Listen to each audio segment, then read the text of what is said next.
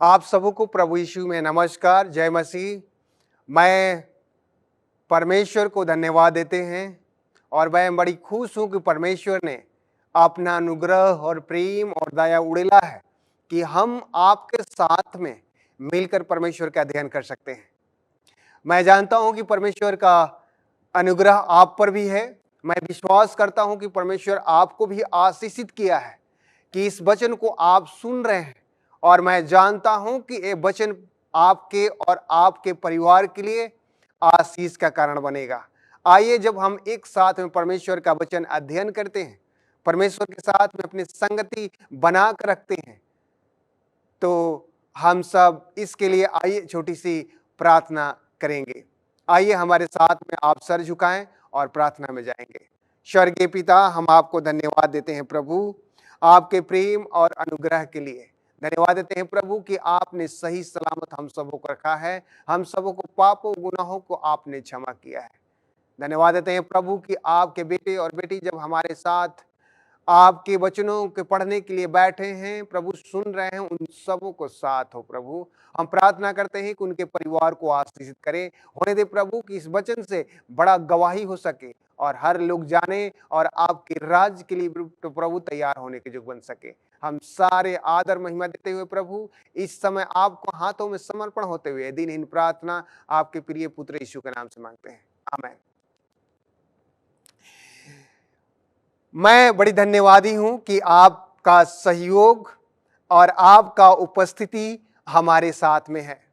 आज हम सब परमेश्वर के वचन को अध्ययन करेंगे और वो वचन देखेंगे कि जो प्रभु यीशु मसीह हमसे और आपसे कहा है। मैं एक चीज बताना चाहता हूं, इस संसार में परमेश्वर ने हम सबों को भेजा, हम सबों को रखा कि हम सब परमेश्वर का व्याख्या कर सके, परमेश्वर का दोहाई दे सके, परमेश्वर का सुसमाचार सुना सके, परमेश्वर जो हमारे जीवन में किया है उसका गवाही दे सके। मैं जानता हूं कि आप भी परमेश्वर के साथ में उस संगति बनाकर हैं। आप जब देखिएगा कि प्रभु यीशु मसीह को जिस तरह से हम सब बातें करते हैं और जिस तरह से आप भी जानते हैं कि प्रभु यीशु मसीह को किस तरह से क्रूस पर चढ़ाया गया, आप देखिएगा कि प्रभु यीशु मसीह निष्पाप थे। उन्होंने कुछ नहीं किया था, बल्कि अपने लोगों को उन्होंने सेवकाई किया। और आप देखिए कि जब उनका सेवकाई चालू हुआ तो बहुत सारे लोगों को उन्होंने चंगाई किया। यहां तक परमेश्वर ने एक 38 बरस का जो आदमी था, वो बेसहारा था और बेतसेबा कुंड के पास में पड़ा हुआ था, लेकिन 38 बरस बीमार होने के बाद में प्रभु यीशु मसीह स्वयं जाता है और उसको चंगाई देता है। इसी तरह से आप देखिएगा कितने लोगों को दुष्ट आत्माएं पकड़ी थी और परमेश्वर ने उनको चंगाई दिया। कितने लोग लूल्हे थे और लंगड़े थे, उन सबों को परमेश्वर ने शिफा किया, चंगाई किया। एक 12 बरस की लेडीज थी जिसका खून बहने का बीमारी था और उसने परमेश्वर के छुआ और परमेश्वर प्रभु यीशु मसीह के द्वारा उन्होंने चंगाई पाई।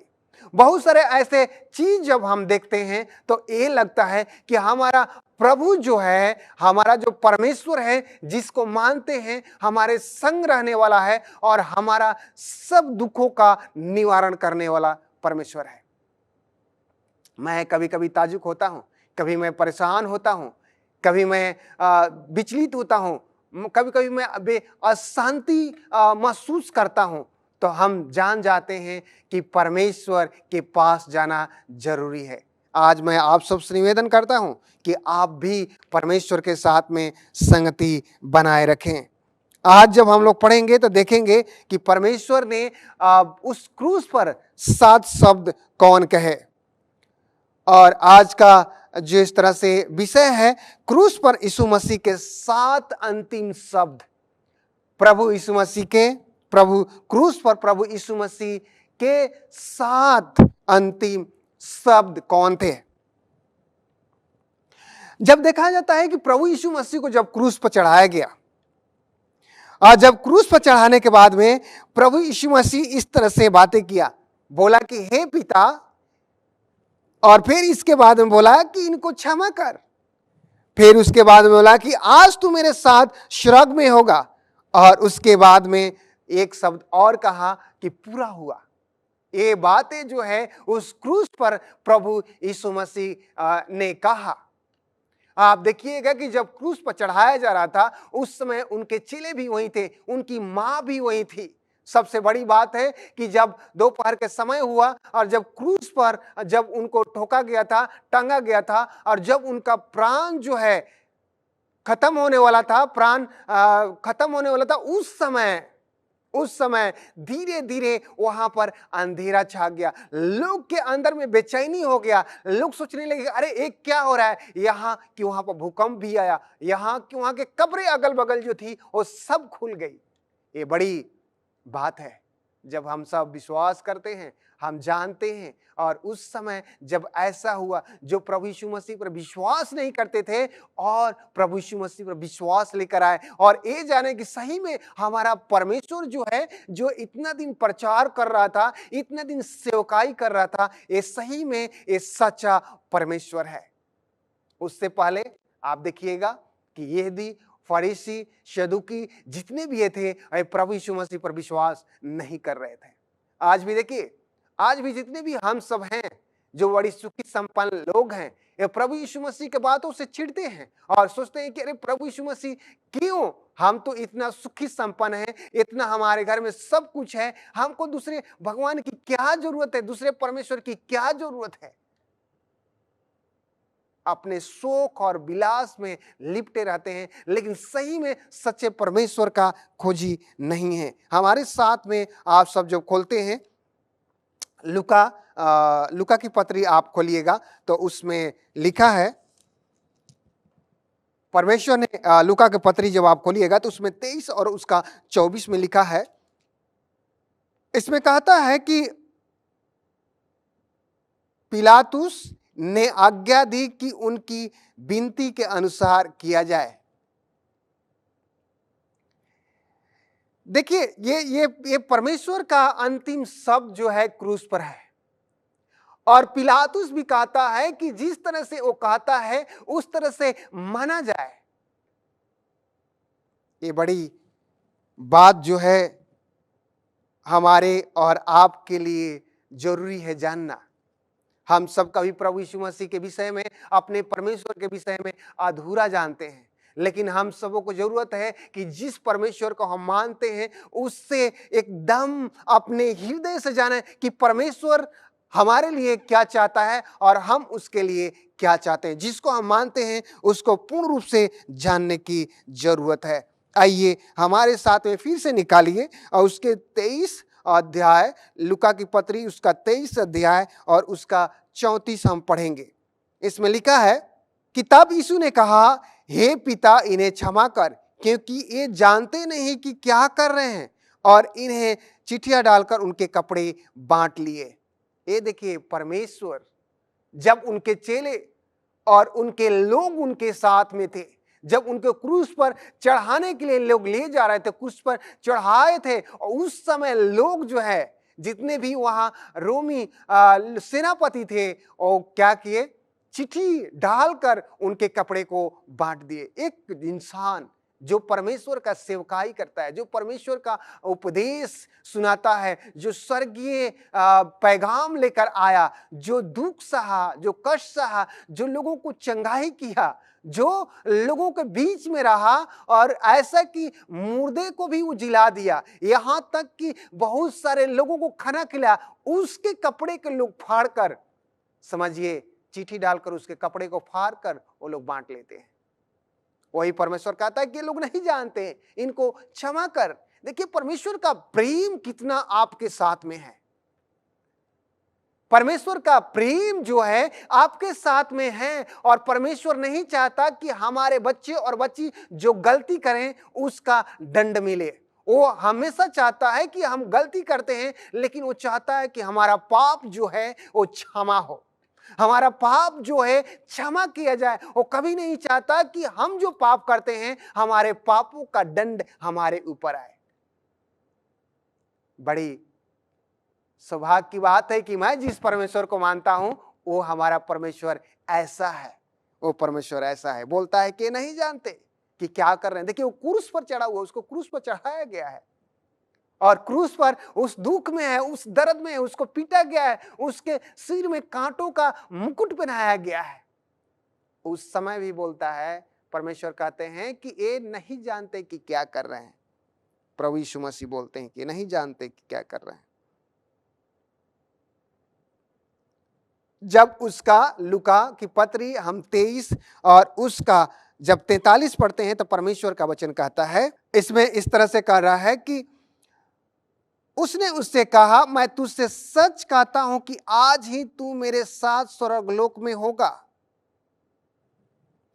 देखिए यहां पर परमेश्वर जो है एक बड़ी अद्भुत तरीका से एक वचन कहता है और वो शब्द है, कहता है कि आज ही आप हमारे साथ में स्वर्गलोक में होंगे। क्यों? क्योंकि वहां पर दो चोर थे और प्रभु यीशु मसीह पर एक चोर दोष लगा रहा है, लेकिन दूसरा जो है जिसको आज्ञा के अनुसार उसके बगल में टांगा गया था, वो बोलता है कि नहीं, ये तो कुछ पाप ही नहीं किया गया है, हम सब तो पाप किए हैं तो उसका हमको प्रतिफल मिल रहा है, लेकिन ये निष्पाप है, ये कुछ पाप नहीं किया है। और वो परमेश्वर से रिक्वेस्ट करता है, वो निवेदन करता है कि आप जब अपने राज में आइएगा तो हमको याद कीजिएगा। देखिए परमेश्वर जब ऐसा कहने के बाद में प्रभु यीशु मसीह तुरंत कहता है, उसने उससे कहा कि मैं तुझसे सच कहता हूं कि आज ही तू मेरे साथ स्वर्गलोक में होगा।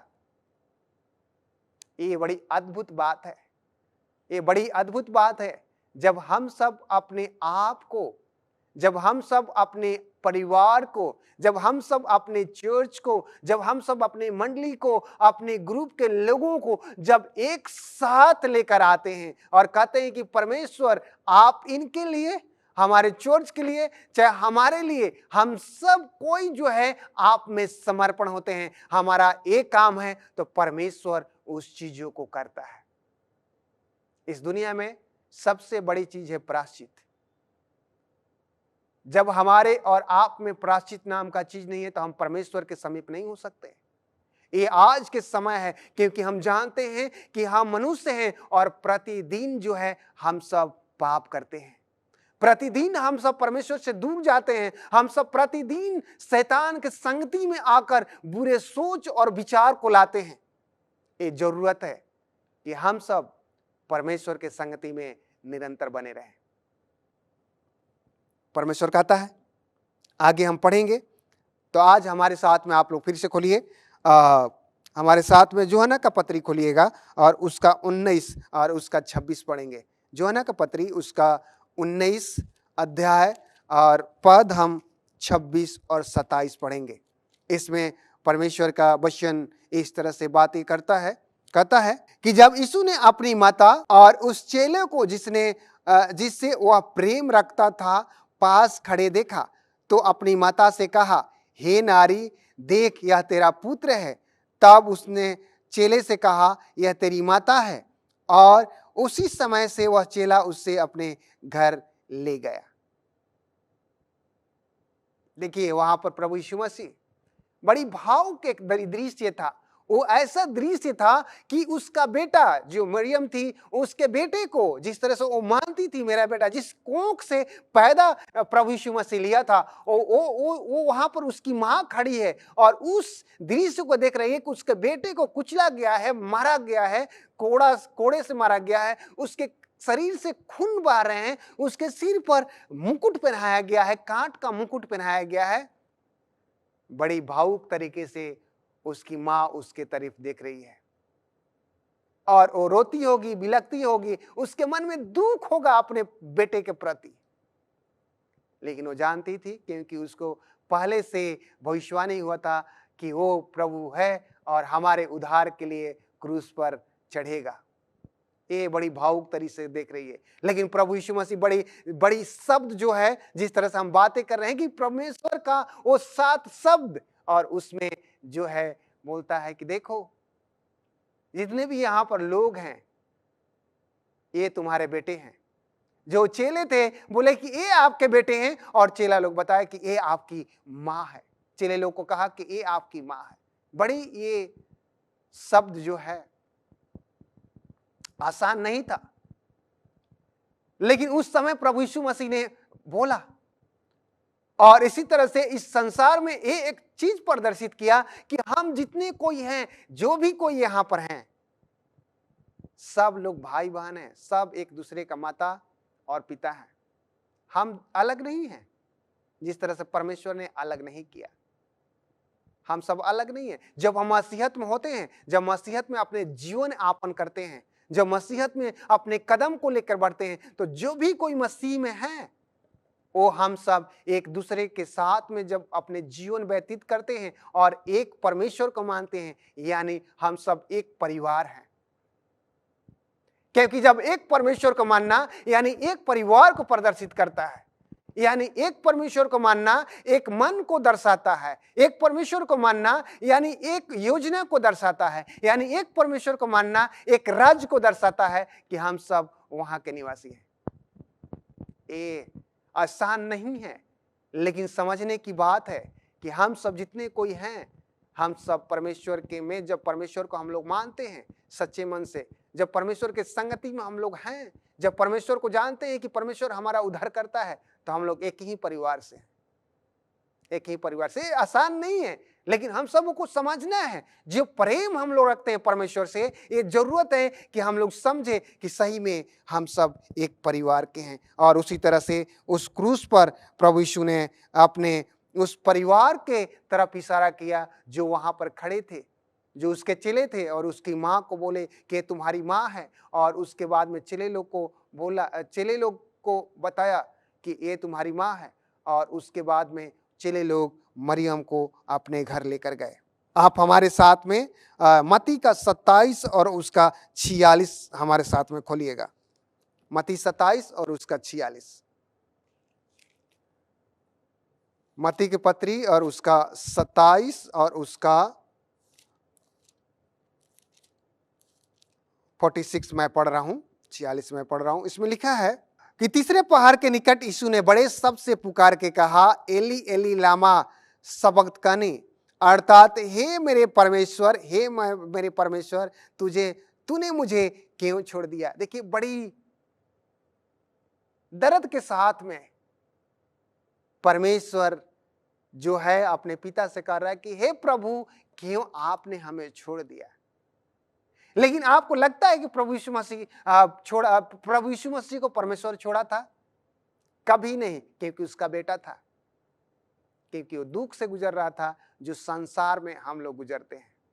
उस क्रूस पर जो दुख था उसके लिए वो कह रहा है। और आज देखिए कि उस क्रूस के द्वारा हम और आप जो है उद्धार के मार्ग पर चल रहे हैं। परमेश्वर का वचन कहता है, आप पढ़िएगा तो परमेश्वर कहता है कि इस संसार में कोई भी ऐसा नाम नहीं है जिससे हम सब उद्धार पा सकते हैं।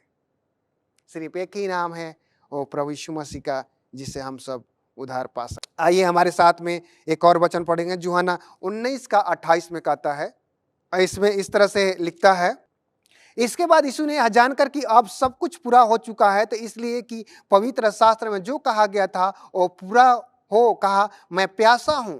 देखिए, जब मृत्यु के सब कुछ जानता था प्रभु यीशु मसीह, बोलता है कि मैं प्यासा हूं। उस क्रूस पर जो बातें हो रही है वो बोल रहा है। उसी का 30 पढ़ेंगे, उसमें कहता है कि जब यीशु ने यह सिरका लिया तो कहा पूरा हुआ, और सिर झुकाकर प्राण त्याग दिए। प्रभु यीशु मसीह ने जैसे ही वो सिरका वो लोग दे रहे थे, उस समय उसने सिर झुकाया, और सिर झुकाने के बाद में उसने प्राण त्याग दिया, उसने प्राण त्याग दिया। लूका 23 का 46 हम पढ़ेंगे, और उसमें इस तरह से व्याख्या किया गया है। इसमें लिखा गया है, 46 कहता है,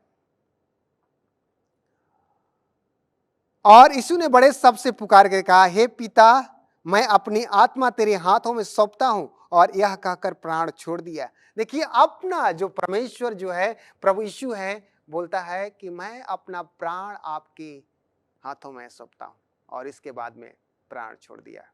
ये सब जो है क्रूस पर कहे गए हैं, ये सब जो है प्रभु यीशु मसीह का अंतिम शब्द था जब इस पृथ्वी में थे। प्रभु यीशु मसीह का अंतिम चरण में आपसे और हमसे बातें किया, और इसीलिए प्रभु यीशु मसीह का ये जो 7 शब्द हैं जो क्रूस पर हमारे और आपके जीवन को बदल देता है।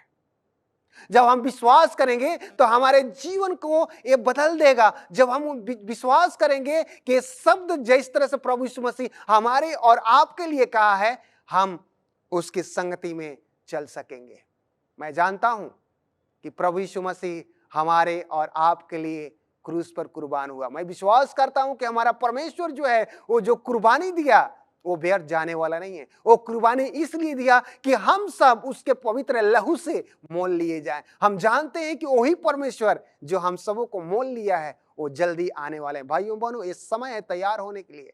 मैं जानता हूं कि संसार में दुख है, दर्द है, समस्याएं हैं। हम जानते हैं कि हम लोग दुख और दर्द में रहते हैं, लेकिन ये मैं आश्वस्त करता हूं आपसे, ये मैं कहता हूं कि प्रभु यीशु जल्दी आने वाला है। हम सब यहाँ के नागरिक नहीं हैं, हम सब वहां के नागरिक हैं जो परमेश्वर हमारे लिए अपने पास जो है राज्य तैयार कर रहा है। ये समय है कि आप अपने आप को तैयार करें, अपने घर के हर सदस्य को बताएं, आशीष पाएं और परमेश्वर में निरंतर मजबूत होते जाएं। आइए हम सब एक साथ में प्रार्थना करेंगे। स्वर्गीय पिता, हम धन्यवाद देते हैं प्रभु आपके प्रेम के लिए। हम चाहते हैं कि आपका आशीष अनुग्रह हमारे ऊपर हो सके, और जिस तरह से आज का वचन हम सब पढ़े, हम सब ऊपर आपका अनुग्रह निरंतर बना रहे। होने दे कि हम सब आपके राज के तैयार हो सके, होने दे कि आपके दूसरे आगमन के इंतजार कर सके, और जब आए तो हम सब आपके साथ में पाए जा सके। सारे आदर महिमा देते हुए प्रभु ये दिन इन प्रार्थना आपके प्रिय पुत्र यीशु के नाम से मांगते हैं, आमीन। धन्यवाद देते हैं कि आप सब हमारे साथ में परमेश्वर के वचन जिस तरह से सजा हुआ आपने सुना है, और मैं ये भी विश्वास करता हूं कि आपने आशीषित पाया है। इस हिंदी होप चैनल को आप सब्सक्राइब करें, और मैं निवेदन करता हूं कि आप इस हिंदी होप चैनल को और इस परमेश्वर के उपदेश को आप अपने परिवार, अपने रिश्तेदार, अपने भाई बंधु से शेयर करें, और हम जानते हैं कि जब ऐसा करेंगे तो आप आशीषित पाएंगे। परमेश्वर आपको और आपके परिवार को आशीषित करे। सबको जय मसीह की।